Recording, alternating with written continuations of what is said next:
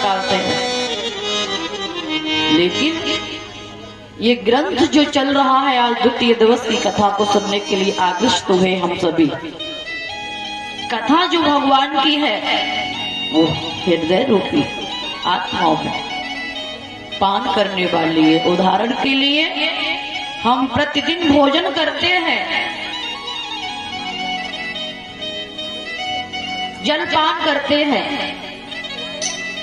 कभी कभी ज्यादा भोजन हो जाता है तो हमें अन्न का डकार आने लगती है। कभी कभी हम कोल्ड ड्रिंक पी लेते हैं, यदि मीठा बना के शरबत बना के पी लेते हैं तो जब डकार आती है तो कितनी सुंदर हमारी जिह्वा हो जाती है, सुंदर।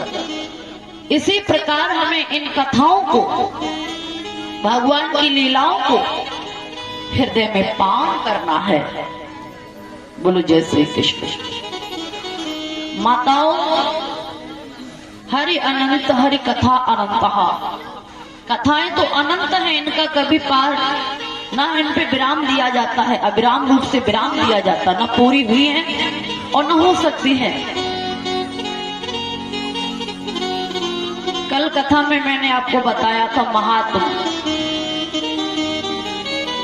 सप्त दिवसीय मधुभागवत। परीक्षित महाराज कहा था कल के सप्ताह के 7 दिन होते हैं, है ना। परीक्षित को श्राप लगा कि हमें ये तक्षक डस लेगा, हमारी मृत्यु हो जाएगी। परीक्षित घबराते हैं।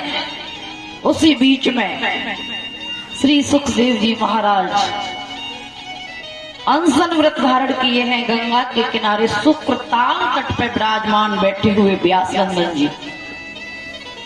वक्ष्यम भोज्यम लिहा चूस्यम, 4 प्रकार के पदार्थों को त्याग कर दिया है। न खाते हैं, न पीते हैं, न चूसते हैं, न चाटते हैं। परीक्षित निराहार आसन ग्रहण किए हैं, एकाग्र मन किए हैं, द्वितीय दिवस की कथाओं को पान करने के लिए तैयार हुए हैं। यही श्रीमद् भागवत कैलाश पर्वत पे भोले बाबा मैया पार्वती को श्रवण करा रहे हैं। यही श्रीमद् भागवत हमारी ब्रह्मा जी के जो 4 पुत्र हैं, सनक, सनंदन, सनातन, सनत कुमार, ब्रह्मा के 4 पुत्रों को देवर्षि नारद श्रवण करा रहे हैं। यही श्रीमद् भागवत कागभूषण महाराज गरुड़ जी महाराज को श्रवण करा रहे हैं।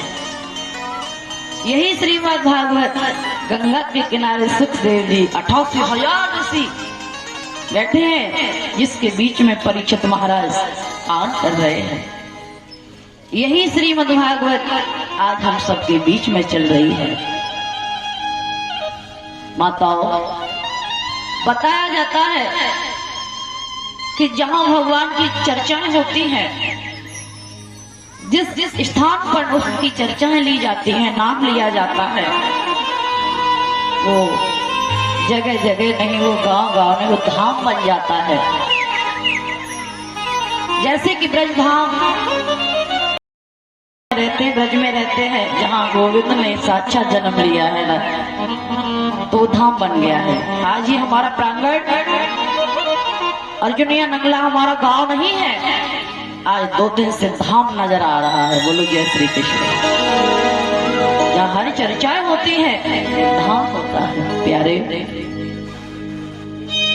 आ जाएंगे, ये जीवन मिला है। नेता नगरी, दादागिरी, गुंडागर्दी उसके लिए नहीं मिला है। हम सुबह जाग जाते हैं, शाम को सो जाते हैं, फिर जाग जाते हैं, फिर सो जाते हैं। सारे दिन काल रूपी चक्र की माया में लिप्त रहते हैं। भूल बैठे हैं जो वायदा हम करके आए थे। क्या रे, ध्यान नहीं है उस समय का, जो समय हमें देखना है। तो माताओं, ये जीवन जो मिला है बड़े भाव के द्वारा, बड़े भाग्य से मिला है।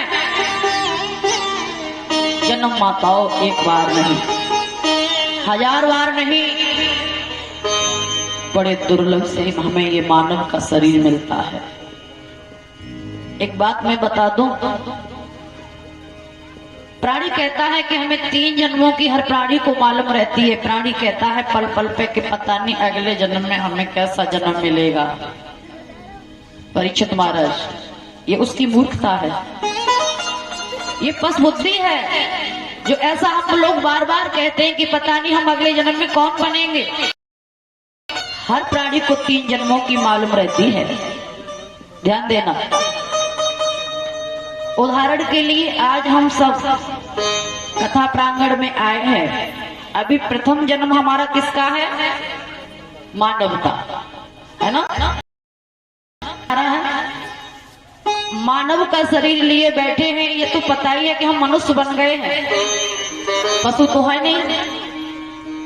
अब आपको ये पता होना चाहिए कि अगले जन्म में हमने अच्छे काम किए होंगे, भजन किया होगा, भक्ति की होगी, प्रसाद किया होगा, तब हमें ये द्वितीय जन्म मानव का चोला मिला है। प्यारे, कितने जन्म हो गए? 2 हो गए। तीसरा जन्म क्या है कि इस जीवन में मानव का शरीर पाकर हमें पता है, भले ही हम किसी को नहीं बोलते हैं, बता नहीं सकते हैं, पश्चाताप नहीं कर सकते हैं, हर प्राणी को पता है। मैं दावे के साथ कहती हूँ कि इस जन्म में जिस प्राणी ने कितना अच्छा किया है, कितना भला किया है, कितना बुरा किया है, अगर अच्छा करोगे तो प्यारे अगले जन्म में अच्छा ही जन्म धारण करने को मिलेगा। बोलो जय श्री कृष्ण। गलत तो नहीं? इसीलिए हमें वही समय ध्यान करना चाहिए जो वादा करके आए थे भगवान से, हे प्यारे तुझे कभी नहीं भूलूंगा, है ना? तो आ जाएंगे 2 मिनट भजन बोलते हुए, सुंदर कथाओं की तरफ चलते हैं।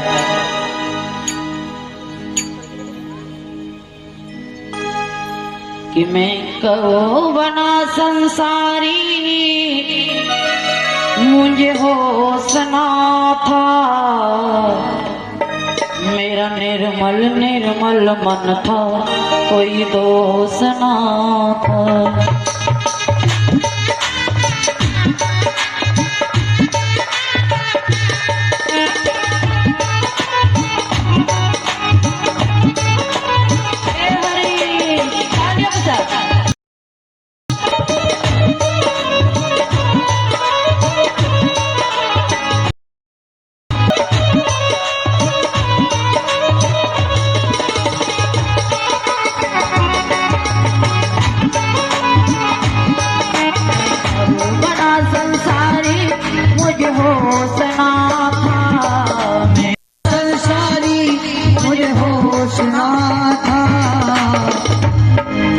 निर्मल निर्मल मन था, कोई दोष ना था।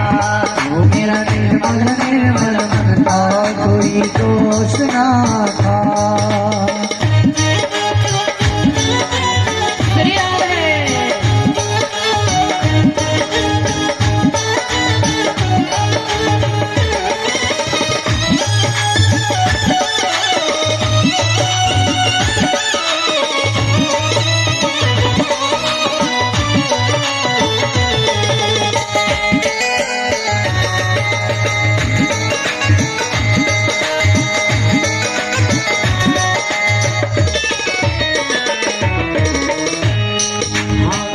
नहीं था दर्द गर्भ में आने का, हाजात नहीं था दर्द गर्भ में आने का।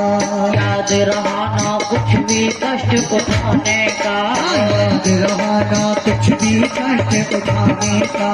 कितना आभारा था, कितना आभारी था, ये हो